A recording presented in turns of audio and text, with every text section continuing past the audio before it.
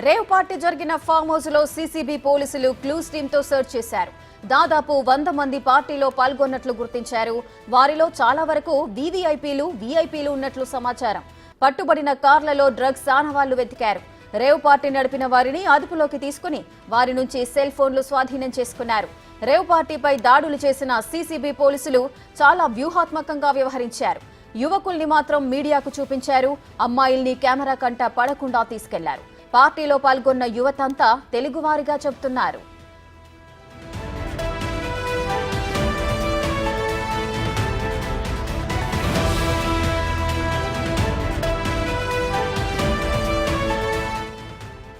ఇక మరోవైపు తనపై వస్తున్న ఆరోపణలపై నటి హేమ స్పందించారు. తాను హైదరాబాద్ లోనే ఉన్నానని చెప్పుకొచ్చారు. దీనికి సంబంధించి ఆమె ఓ వీడియో విడుదల చేశారు.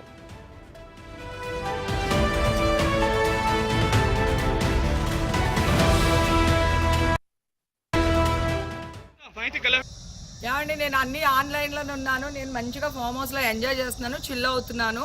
నా మీద ఈ ఫేక్ న్యూస్ వస్తుంది. ప్లీజ్, నేను ఎక్కడికి వెళ్ళలేదు, నేను హైదరాబాద్లోనే ఉన్నాను. సో ఒక ఫామ్ హౌస్లో ఎంజాయ్ చేస్తున్నాను, చిల్ అవుతున్నాను. సో నా మీద వచ్చే న్యూస్ ఫేక్ న్యూస్. అది అక్కడ మరి ఎవరున్నారో ఏమో నాకు తెలియదు.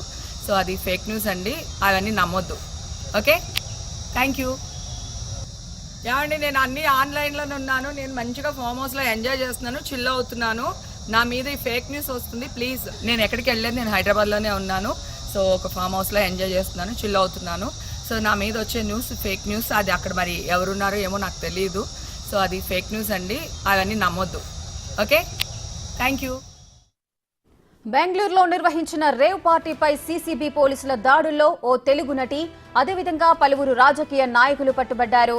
బెంగళూరు ఎలక్ట్రానిక్ సిటీ సమీపంలోని ఓ ఫామ్ హౌస్ లో నిర్వహించిన రేవ్ పార్టీలో నటితో పాటు మరికొంతమందిని పోలీసులు అదుపులోకి తీసుకున్నారు. ఇక మరికొంతమంది నటులు, లీడర్లు రేవ్ పార్టీలో ఉన్నట్లు తెలుస్తోంది.